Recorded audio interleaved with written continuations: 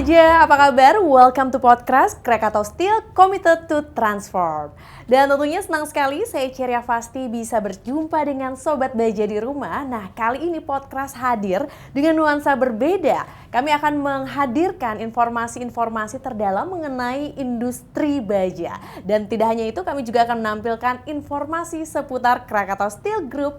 Dan tentunya hari ini saya tidak sendiri, saya sudah bersama dengan narasumber saya selaku Direktur Utama PT Krakatau Pipe Industries, ada Bapak Hengki. Halo, apa kabar Pak Hengki? Halo Bu Ceri. Sehat Pak Hengki? Alhamdulillah. Wah, ini kata Krakatau Pipe Industries, ini singkatannya K-Pipe ya? K-Pipe. Wah, bukan K-pop ya? Bukan, Keren banget, maksudnya. K-Pipe ya. Oke, dan tentunya pada hari ini kita juga telah hadir pengamat ekonomi Bapak Abra Talatov. Halo, selamat siang Pak Abra. Halo, Ceri, selamat siang. Sehat? Pak Hengki, selamat siang. Selamat siang Pak Abra. Baik, dan tentunya suatu kesempatan yang istimewa pada kali ini kita akan membahas bagaimana tentang dinamika global yang mengancam nih banjirnya impor baja dan juga kebijakan pemerintah terhadap tantangan bagi industri baja dalam negeri. Nah, kita juga ingin mengetahui bagaimana sih upaya-upaya yang harus dilakukan. Namun sebelumnya, mari bersama kita saksikan tayangan berikut ini. Belum lama lepas dari cengkraman pandemi yang mematahkan hampir semua sendi-sendi kehidupan, ketahanan ekonomi nasional kembali diuji. Terkini, tantangan datang dari sederet kebijakan yang diputuskan Donald Trump, Presiden Amerika Serikat. Setuju atau tidak, arah ekonomi dunia kerap dipengaruhi oleh politik ekonomi negara adidaya ini. Dari Gedung Putih, awal April lalu, Trump memberi kado pahit bagi Indonesia dan 60 negara lain dengan menetapkan bea masuk resiprokal sebesar 32%. Di antara industri yang pasang kuda-kuda adalah baja, terkhusus pipa. Meski tak berdampak langsung dengan kebijakan tarif timbal balik tersebut, ekses lain akan tetap dirasakan. Satu yang paling dirisaukan adalah membanjirnya baja dari negara lain di pasar lokal, terutama dari Tiongkok. Perihal banjirnya baja luar sebenarnya bukan isu baru. Beberapa waktu lalu, sidak pasar yang dilakukan Kementerian Perdagangan membuktikan kerisauan itu. Namun yang patut diapresiasi, di tengah situasi pasar yang sedemikian kompleksnya, industri pipa nasional tetap pede. Percaya diri itu muncul bukan tanpa alasan. Demikianlah yang diperlihatkan PT Krakatau Pipe Industries, salah satu pabrikan pipa baja terbesar di tanah air yang bergerak di bidang manufacturing dan jasa aplikasi pelapisan anti korosi. K-Pipe juga merupakan bagian dari subholding Krakatau Baja Konstruksi yang merupakan salah satu anak usaha PT Krakatau Steel Persero Tbk. Lalu, keunggulan dan kelebihan apa saja yang dimiliki PT Krakatau Pipe? Apa pula strategi, inovasi, dan inisiatif strategis yang akan dilakukan manajemen perusahaan dalam menghadapi dinamika global ini? Nah, Sobat Baja, kalau tadi kita sudah lihat ya tayangannya betapa dinamika global ini luar biasa. Kita sudah bersama dengan Direktur Utama dari PT Krakatau Pipe Industries, yaitu Pak Hengki. Kita ingin tahu nih bagaimana sih upaya-upaya yang dilakukan oleh PT K-Pipe nih. Silahkan Pak Hengki. Terima kasih Mbak Ceri.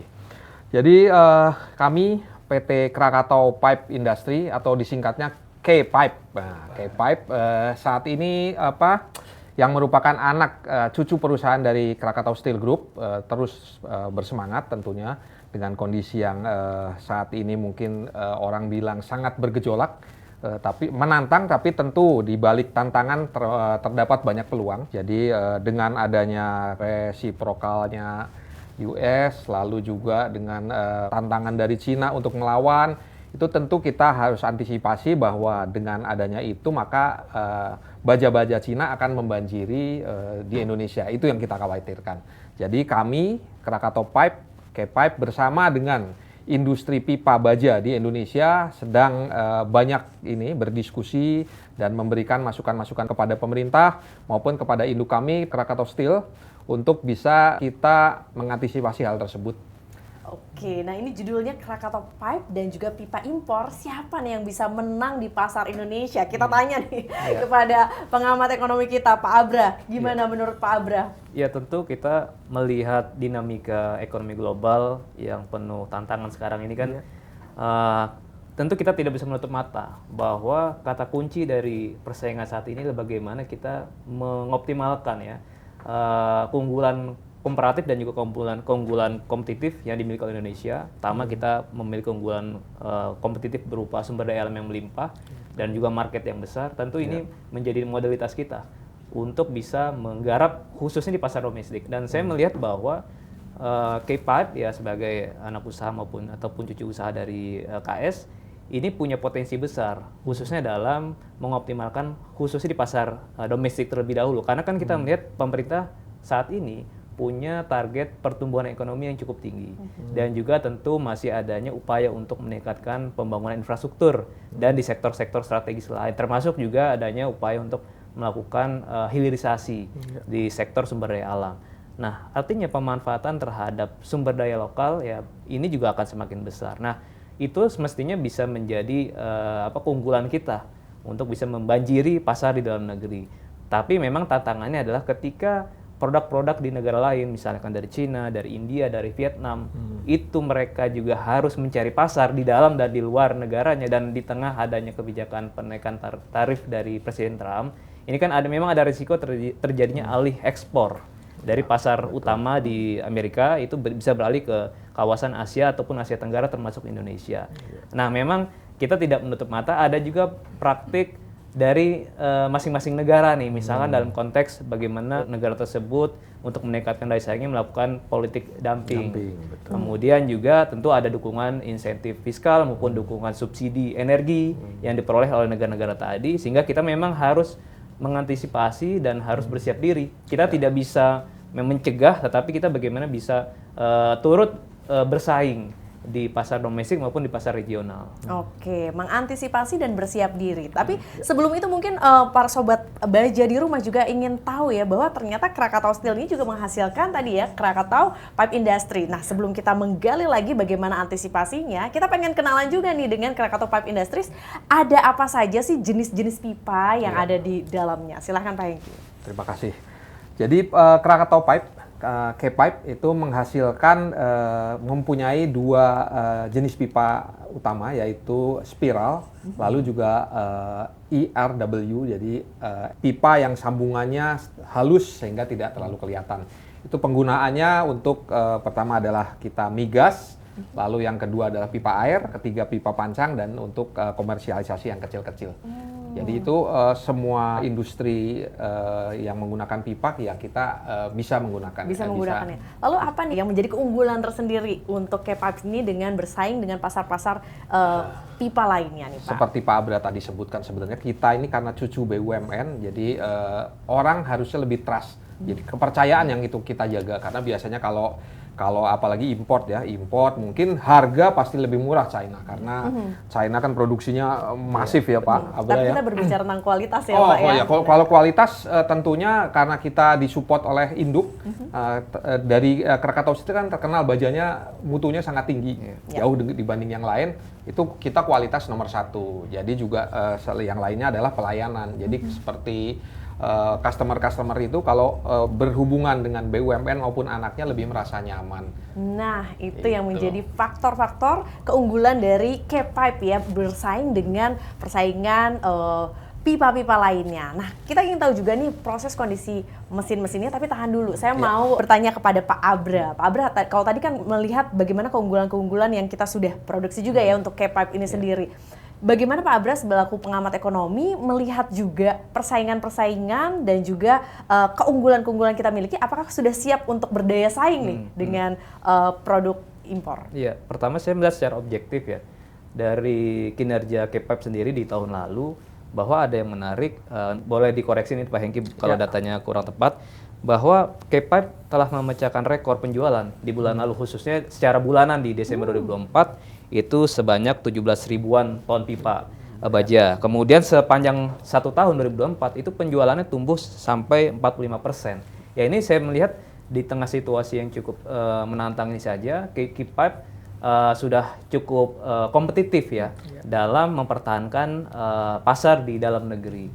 Nah, tentu dengan adanya potensi-potensi pembangunan ke depan dalam jangka menengah oleh pemerintahan Pak Prabowo, dengan target pertumbuhan ekonomi yang tinggi, kemudian juga dengan komitmen dilakukan hilirisasi, intinya ingin meningkatkan industrialisasi di dalam negeri, dengan adanya keunggulan kompetitif kita, pasar yang dekat, kemudian juga mudahnya respon terhadap pasar di dalam negeri, itu juga saya pikir menjadi salah satu daya tawar kita untuk bisa menghadang serbuan produk-produk impor. Dan bicara dengan ancaman adanya banjir produk impor, saya melihat komitmen pemerintah, komitmen presiden untuk memprioritaskan untuk menjaga dominasi ataupun daya tahan dari industri dalam negeri. Saya pikir masih akan menjadi komitmen utama ya.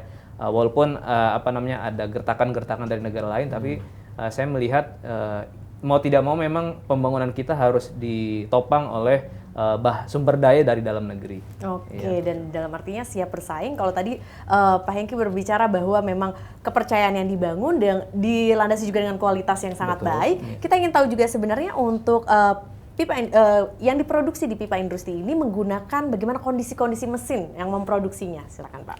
Terima kasih. Jadi kondisi mesin kami tentunya karena kami BUMN yang dituntut oleh pemerintah untuk selalu bisa menyediakan produk berkualitas tinggi.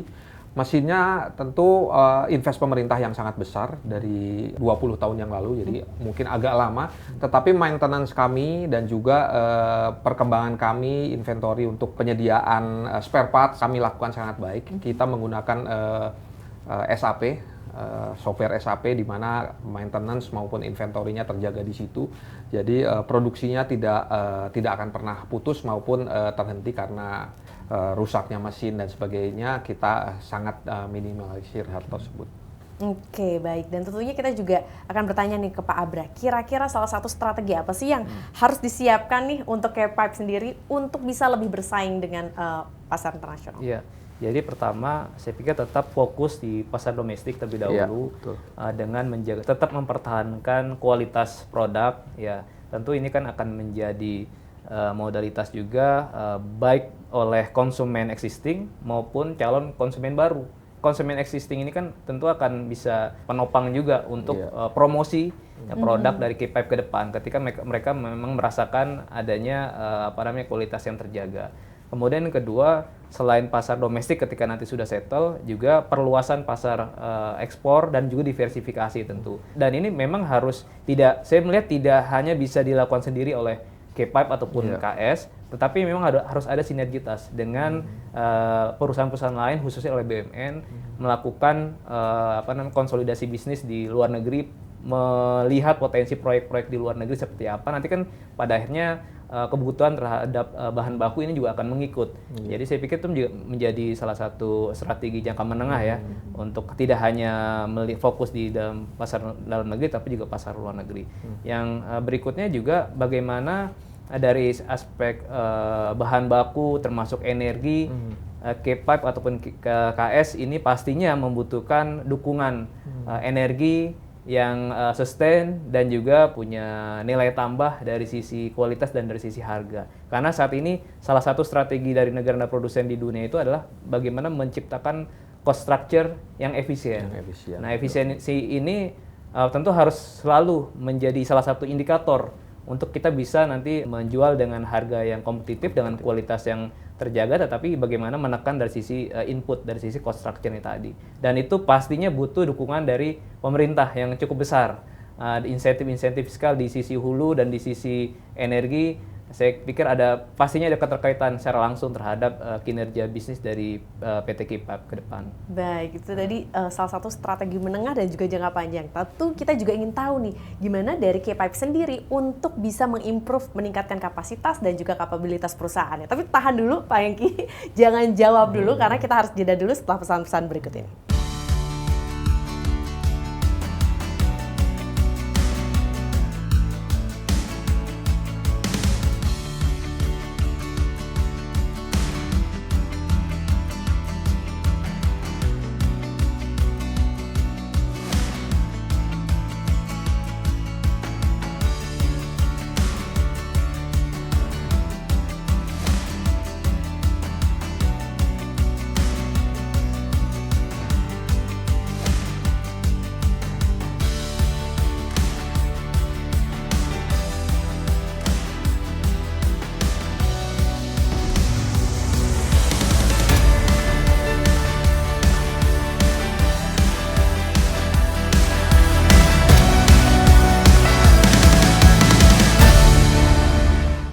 kasih Sobat Baja masih setia bersama kami tentunya di podcast Krakatau Steel Committed to Transform. Nah, kita masih bersama dengan Krakatau Pipe Industry dan juga pengamat ekonomi kita, ada Pak Hengki dan juga Pak Abra.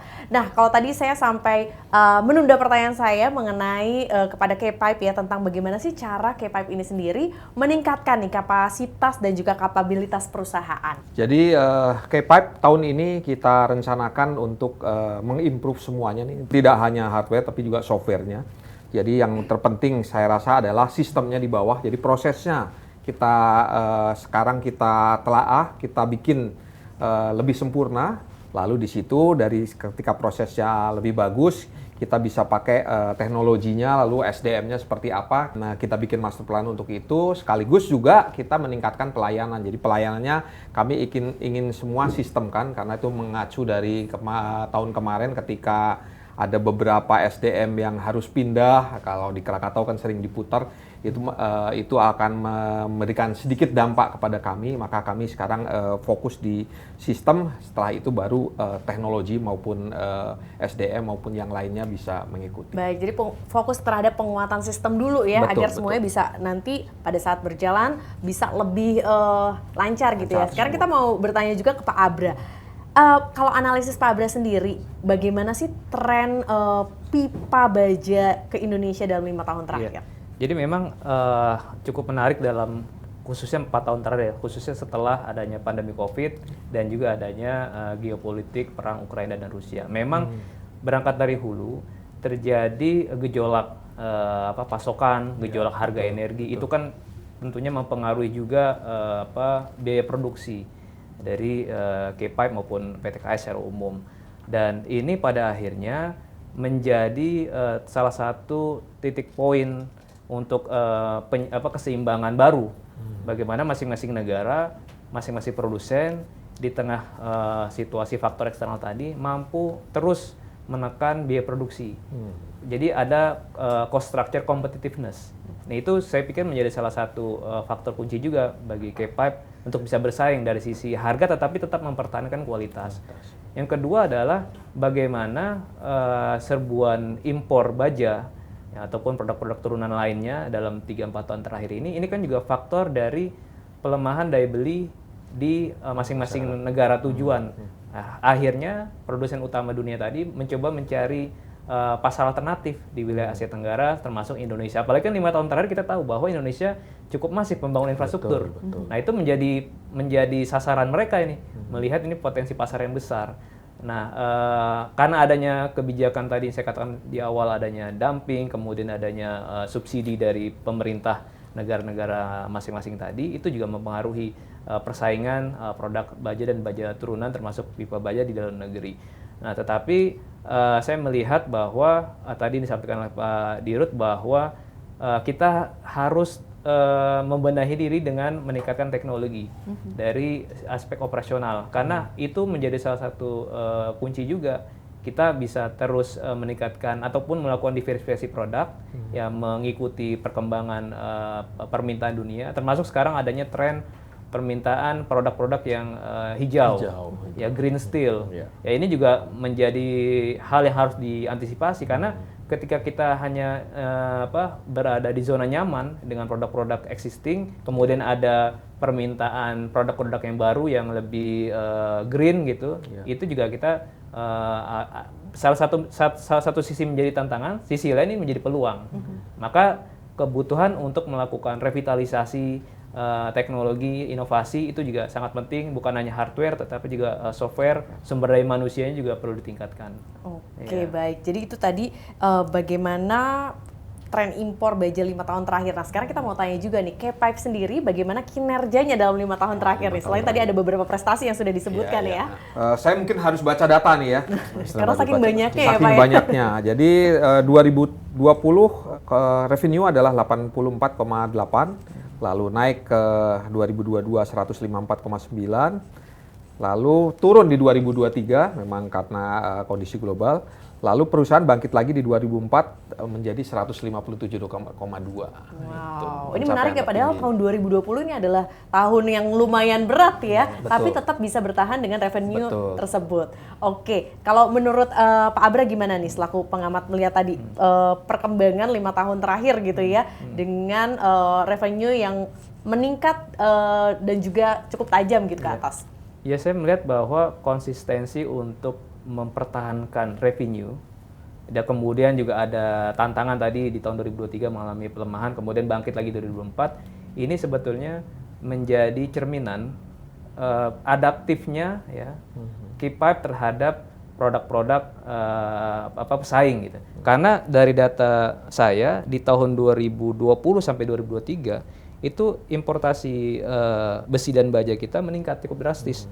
Dari 11,4 juta ton menjadi 13,8 juta ton. Jadi ada tren peningkatan impor, tetapi kita masih mampu ya tadi mempertahankan revenue, dan bahkan di tahun 2024 meningkat 45% tadi saya sampaikan di awal. Nah, ini kan menjadi salah satu parameter bahwa kita memang mau tidak mau harus bisa mempertahankan pasar di dalam negeri. Tetapi tetap juga bagaimana melakukan upaya ekspansi di pasar alternatif, khususnya di region Asia Tenggara. Bagaimana agar Keypipe ini bisa melakukan ekspansi? Apa usaha-usaha yang dilakukan nih Pak untuk bisa melaksanakan ekspansi tersebut nih Pak Hengki? Ya tentunya seperti yang Pak Abra sampaikan, kita harus lebih efisien dan juga tanpa mengorbankan ini ya, tanpa mengorbankan pelayanan, malah harus ditingkatkan pelayanannya dan juga harus mempertahankan kualitas. Itu kita ujungnya di situ. Nah, kita efisien tentunya kita terus melakukan segala pembenahan dan juga segala perbaikan dari semua lini bisnis. Kita selalu tingkatkan itu dengan dibantu oleh akademisi maupun konsultan. Jadi kita sangat terbuka untuk bekerja sama dengan pihak-pihak lain karena ini kan memang eranya kolaborasi ya kita. Baik, nah sebenarnya kita juga ingin tahu apa sih tantangan-tantangan terberat untuk Keypipe ini sendiri selain tadi persaingan, apalagi Pak tantangan atau kendala-kendala yang dihadapi? Jadi sebenarnya kendala utama di industri baja mungkin kita sama dengan industri baja lainnya, juga mungkin sama dengan luar negeri, bahwa industri baja itu tidak bukan hanya persaingan company to company, tapi memang harus ada peran government, Pak. Government, jadi seperti di Amerika, di tempat lain, apalagi kalau kita dengar bahwa sekarang yang kasus baja yang terbesar adalah di Inggris. Di Inggris mulai bangkrut, kalau di Malaysia sudah, di Filipina sudah. Itu kalau tidak ada peran pemerintah, memang baja agak susah bersaing dengan China, ya, karena yang seperti Pak Abra sampaikan, di sana ada diberi subsidi, di sana juga melakukan dumping. Jadi ketika pemerintah tidak berpihak, atau mungkin kalau saya rasa mungkin banyak yang belum mengerti Pak Abra. Jadi kalau saya bicara dengan teman-teman di perindustrian, perdagangan, ketika mereka diberi masukan dan mereka siap sebenarnya untuk backup support ya. Betul. Baik, kalau Pak Abra sendiri menanggapinya bagaimana nih? Selain tadi tantangan-tantangan yang dihadapi, menurut Pak Abra bagaimana? Iya, salah satu terobosan yang saya lihat dari Keypipe adalah bagaimana bertransformasi yang tadinya make to stock jadi make to order. Itu saya pikir salah satu terobosan yang penting karena orientasinya adalah bagaimana menciptakan demand, mempertahankan dan menciptakan demand baru. Yang pertama, yang kedua juga transformasi dalam menyasar pasar yang tadinya barangkali fokusnya di retail, kemudian menjadi ke buy project. Nah, buy project ini kan cukup strategis karena dari sisi nilai pasti jauh lebih besar dan lebih sustain. Artinya ketika satu project, dua project ini berhasil disupport oleh Keypipe, nah, ini akan menjadi menjadi benchmark bagi proyek-proyek lain, akan menjadi portofolio juga bagi Keypipe. Nah, kemudian yang kedua, kita sebetulnya dari sisi pemerintah ya, dengan adanya upaya melindungi produk dalam negeri berupa kebijakan TKDN, itu juga sebetulnya menjadi instrumen penting juga bagaimana pemerintah mendorong agar pemanfaatan bahan baku lokal ini diprioritaskan melalui kebijakan TKDN dan dalam konteks pembangunan infrastruktur, kemudian industrialisasi, ini sangat penting karena kita jangan sampai terputus antara hulu sampai hilir. Kita di hilirnya maju tetapi hulunya bukan ditopang dari produk dalam negeri. Artinya apa? Ketika nanti ada ketergantungan ya di sisi midstream ataupun di sisi hilir dari produk impor, ya ini akan menimbulkan resiko baru dalam jangka panjang. Jadi ekonomi kita, industri kita kalau ditopang dari bahan baku dari impor ini tidak otomatis bisa kita anggap sebagai sesuatu yang positif ya, karena naik turunnya harga, kemudian dari sisi bagaimana bergaining produk-produk impor tadi, itu kita tidak bisa mengkontrol karena faktor eksternalnya lebih tinggi. Jadi memang kita harus tetap menjaga tulang punggung industri nasional dari bahan baku, dari sumber daya di dalam negeri kita utamakan. Gitu. Oke, jadi artinya bagaimana cara untuk bisa meminimalisir risiko yang ada gitu ya. Oke, nah kalau untuk Pak Hengki sendiri, selain tadi fokus terhadap bagaimana menciptakan produk yang terbaik dengan kualitas terbaik dan pelayanan terbaik, lalu apa saja sih yang dilakukan juga oleh perusahaan? Tentunya juga ada partisipasi dengan CSR ya, TCSL gitu. Apa-apa saja Pak program yang sudah dilaksanakan? Jadi tentunya untuk perusahaan bisa sustain itu adalah kita harus ini ya, ESG harus jalan tuh ya. Jadi environmental, sosial, terus governance, tata kelola itu kita jalankan dengan cukup baik. Jadi untuk masalah CSR misalnya kita banyak bekerja sama dengan lingkungan sekitar untuk yang di luar baja ya, mungkin seperti kemarin membantu untuk pangan mandiri, makan bergizi gratis. Nah itu dilanjutkan dengan program kita tanam pangan mandiri. Jadi masyarakat di sekitar bisa memberikan kita fasilitasi untuk menyediakan pangan mandiri. Dan juga untuk di sektor pendidikan kita memberikan banyak sertifikasi, banyak pelatihan sertifikasi untuk welded, untuk kelas, sehingga tenaga kerja muda di sekitar pabrik bisa mendapat kesempatan, mendapat keahlian untuk menjadi seorang welder yang mungkin di luar negeri juga itu banyak dipakai hal tersebut. Dan juga kalau masalah environment kita selalu, karena seperti Pak Abra bilang kita harus adaptif untuk ke depan kan, kita mengarah kepada green steel, baja yang hijau, lebih hijau. Jadi kami juga selalu sedang membuat roadmap untuk itu, dimulai dari yang kecil dulu, bahwa energi yang kita gunakan juga seperti listriknya dari solar panel, lalu juga penggunaan efisiensi energi dan sebagainya kita lakukan. Tapi memang master plan-nya kita belum ada, tapi sedang kita buat master plan untuk itu. Lalu untuk tata kelola juga tentunya kita karena cucu dari BUMN diawasi oleh komisaris, dan juga kita punya satuan internal perusahaan, internal audit yang bisa terus mengawasi tata kelola sehingga kita bisa lebih transparan. Ya, nanti kita akan tanya juga nih ke K-Pipe apa saja yang bisa dilakukan atau apa saja yang sudah dilakukan bahkan ya untuk bisa meningkatkan nilai tambah di area sekitar untuk masyarakat yang lebih luas juga. Tapi kita akan kembali lagi sesaat lagi, jangan kemana-mana, tetap di Podcast. From its manufacturing facilities in Silicon, Krakatoa Pipe mainly produces spiral welded pipe. We commit to provide spiral welded steel pipes for good infrastructure, oil and gas, and water pipe projects. We can produce spiral welded pipe from diameter pipe up to 80 inches with lengths up to 60 meters for each pipe and 25 millimeters maximum thickness. Electric resistance welded. We produce high-quality electric resistance welded steel pipes to be a market leader and fulfill customer needs for infrastructure growth. Our ERW pipe facility can produce from 4 inches up to 20 inches for oil and gas, construction, and water application.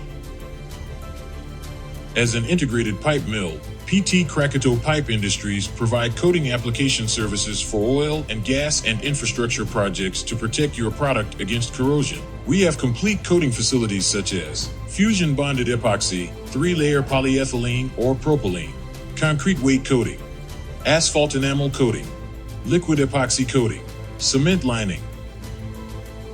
In order to support the government for electric distribution and telecommunication network, PT Krakatoa Pipe Industries expand the business, and now we can supply electrical and fiber optic pole. To ensure our products give the maximum quality result, all KPI products undergo strict quality tests with complete testing equipment and qualified and experienced personnel. We are proud to confirm our capabilities to support national strategic, private, and export projects. Some of our recent projects are New National Capital City Project, Balong. Sinapabalikpapan Project. Kanawara Australia Project.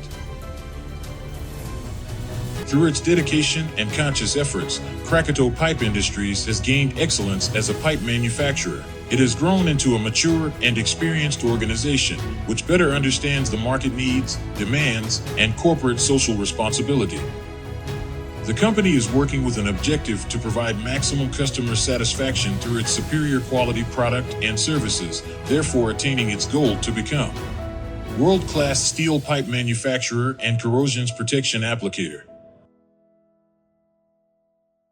Terima kasih Sobat Baja masih setia bersama kami tentunya di podcast Krakatau Steel Committed to Transform. Nah tentunya masih bersama saya Ceria Fasti dan juga masih bersama dengan Pak Hengki Dirut dari K-Pipe ya, Krakatau Pipe Industry dan juga Pak Abra selaku pengamat ekonomi kita. Nah kalau tadi kita sudah bahas begitu ya, banyak sekali yang harus kita upayakan agar kedepannya kita bisa bersaing dengan produk-produk impor yang masuk. Nah, sudah cukupkah nih kebijakan pemerintah nih Pak Abra untuk bisa menopang hal-hal tersebut?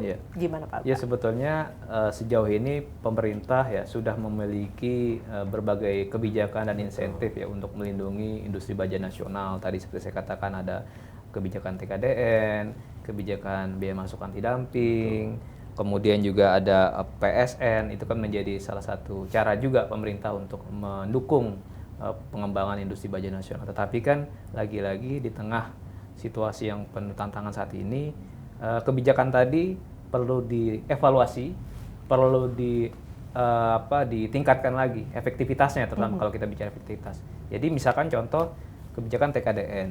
Nah, yang perlu kita sama-sama harapkan adalah bagaimana pelaksanaannya, implementasi dari TKDN. Artinya kan harus ada evaluasi, apa yang kurang, apa tantangan yang dihadapi oleh industri maupun oleh konsumen, ya itu nantinya bisa menjadi masukan untuk perbaikan kebijakan TKDN. Kemudian yang kedua, dari sisi untuk dukungan terhadap industri baja, ada ruang untuk meningkatkan dukungan berupa insentif, misalkan dari sisi insentif harga energi. Ya, karena kan energi ini menjadi salah satu sumber biaya yang terbesar juga ya untuk produksi di sektor baja ini, gitu. Karena industri ini setahu saya lahap energi. Nah, jadi adanya insentif di sektor energi ini bisa menjadi salah satu tambahan support dari pemerintah. Kemudian juga adanya kolaborasi antar BUMN ya untuk melakukan kerjasama proyek baik di dalam negeri maupun di luar negeri, dan adanya jaminan market.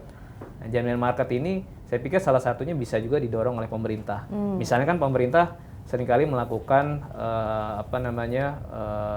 negosiasi ataupun pembukaan kerjasama internasional dengan negara-negara mitra.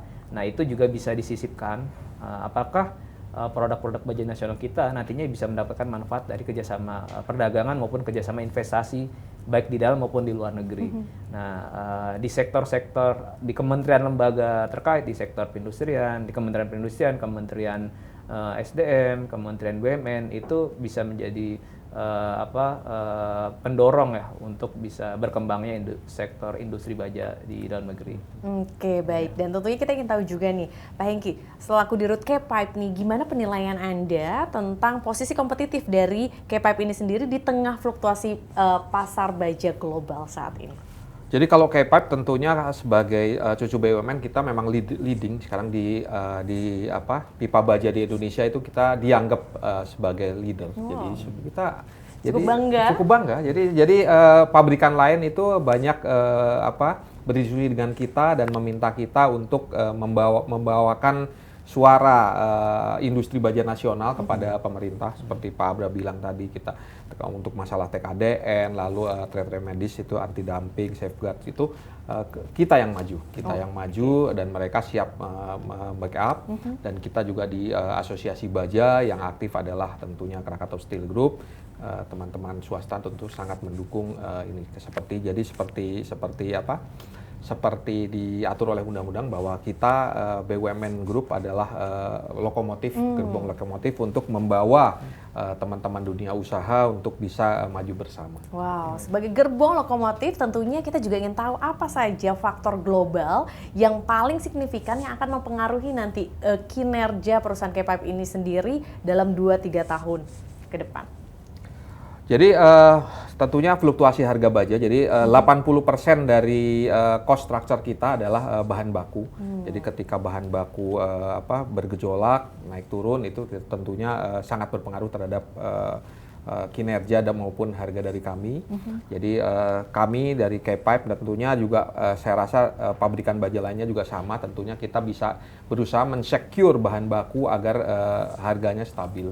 Jadi seperti kerjasama jangka panjang, lalu rasanya kalau di tempat lain pemerintah, kalau di China ya Pak ya, di China negara itu yang ngambil bahan baku semua lalu dibagikan, nah seperti itu. Nah saat ini kita belum sampai situ, tapi kami berharap nanti pemerintah ambil alih dari segi stocking bahan baku, pendanaan dan sebagainya, dan tentunya kami beserta pabrikan lainnya tentunya bisa bekerja sama untuk mendapatkan bahan baku yang murah sehingga lebih efisien dan bisa kompetitif dengan baja-baja impor. Oke, baik. Dan tentunya kita ingin tahu juga nih dari Pak Abra, sebenarnya kebijakan apa sih yang paling urgent yang harus diambil keputusan oleh pemerintah nih? Yang paling urgent adalah bagaimana mengintegrasikan tadi arah pembangunan industri baja dengan target pembangunan nasional. Ya, pembangunan 5 tahun ataupun sampai 2045 nanti. Nah, salah satu caranya adalah tadi kalau bagaimana bisa menjamin sustainability dari bahan baku ya dengan adanya kerjasama, kemudian konsolidasi di internal industri didukung oleh pemerintah. Tentu ini kan salah satu instrumennya misalnya melalui hedging, baik kuantitas maupun harga pricing dari bahan baku tadi. Tentu hedging tadi, ya, kontrak jangka panjang tadi, ini berkaitan dengan proyeksi demand jangka menengah jangka panjang.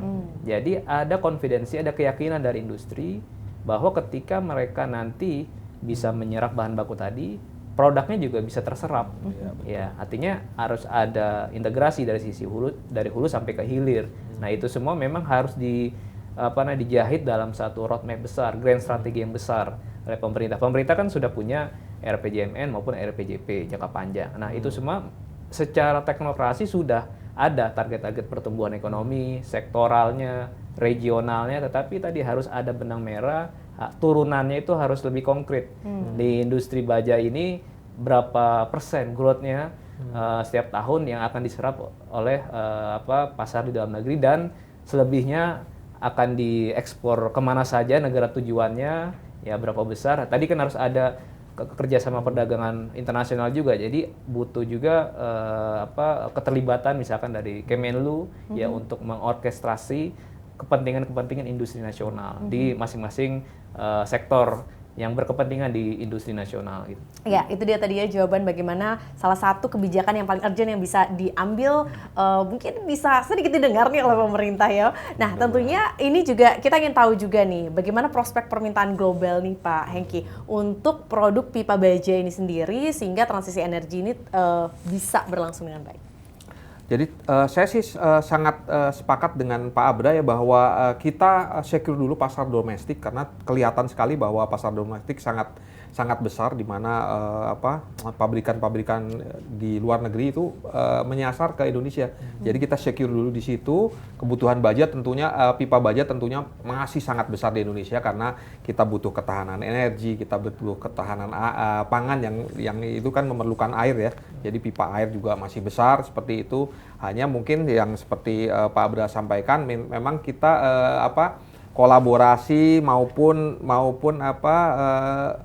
benang merahnya itu yang roadmap dari hulu ke hilir maupun ke seluruh Indonesia seperti apa itu pembangunan itu yang masih berubah-berubah. Itu yang membuat bahwa investor maupun pabrikan baja itu agak ragu-ragu untuk invest atau membuat rencana jangka pendek, menengah, panjang itu ragu-ragu karena ada perubahan tiap tahun dari roadmap pemerintah untuk pengembangan hal-hal yang melibatkan pabrik pipa baja. Oke, baik. Nah, sekarang saya ke Pak Abra. Apa kira-kira strategi yang sebaiknya diambil oleh K-Pipe ya untuk bisa mengantisipasi potensi kebijakan global ya, seperti salah satunya adalah tarif US yang kita baru dapat update-nya. Silahkan. Ya, untuk K-Pipe tentu strategi ini bisa kita pecah ya, strategi jangka pendek, strategi jangka menengah, dan jangka panjang. Nah, untuk jangka pendek yang menurut saya mendesak adalah mempertahankan ya tadi layanan, mempertahankan kualitas layanan dan kualitas produk terhadap existing market ya, sekaligus juga bisa menawarkan ya produk-produk baru yang sedang dan akan dilakukan, inovasi-inovasi apa. Nah, itu yang kemudian juga tadi dari sisi efisiensi tentu ini harus terus digenjot juga oleh internal perusahaan.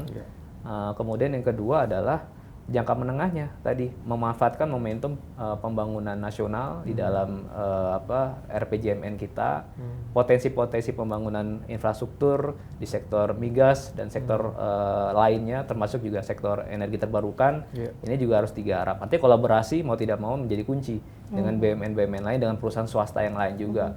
Karena kalau misalkan pembangunan infrastruktur tadi ya bisa terus maju, kemudian akan menciptakan nilai tambah buat ekonomi nasional dan daerah. Nanti kan permintaan ini akan terus semakin meningkat gitu.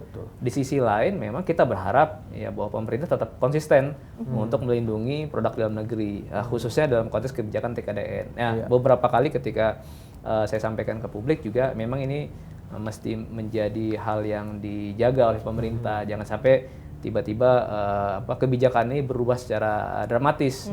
Ya, kita juga tentu sangat khawatir kalau dilakukan di tengah tadi upaya kita mendorong adanya inovasi, investasi di sisi teknologi. Kan itu kan butuh kepastian jangka panjang juga, termasuk kepastian dalam hal regulasi.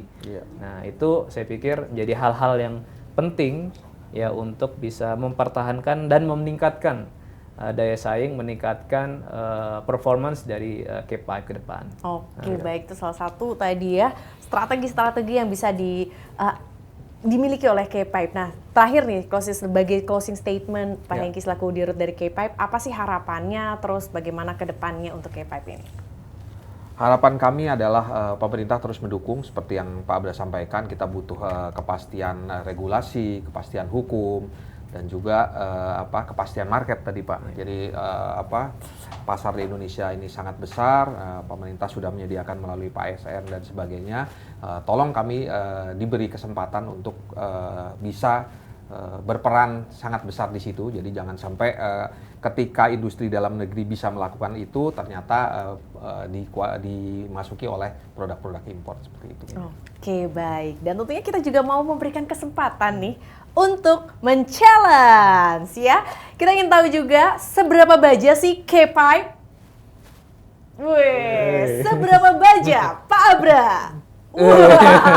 Tepuk tangan dulu dong, luar biasa. Terima kasih Pak Hengki, Pak Abra, luar biasa sekali insight-nya pada hari ini. Kita ada kenang-kenangan juga dari podcast. Ini ada tim teman-teman saya. Halo, Inframe. Oke, ini ada apresiasi untuk Pak Abra karena sudah berkenan hadir. Terima kasih banyak. Tepuk tangan dulu, terima kasih. Terima kasih banyak. Kalau Pak Hengki nanti ambil di ruangan saya. Terima kasih Pak Abra. Terima kasih Pak Abra, Pak Hengki, dan juga terima kasih Sobat Baja. Demikian perjumpaan kita di podcast kali ini. Mudah-mudahan bisa mendapatkan ilmu baru dalam seputar dunia industri baja. Dan jangan lupa untuk saksikan podcast di kanal YouTube Krakatau Steel Official. Di akhir kata saya Ceria Fasti pamit. Sampai jumpa.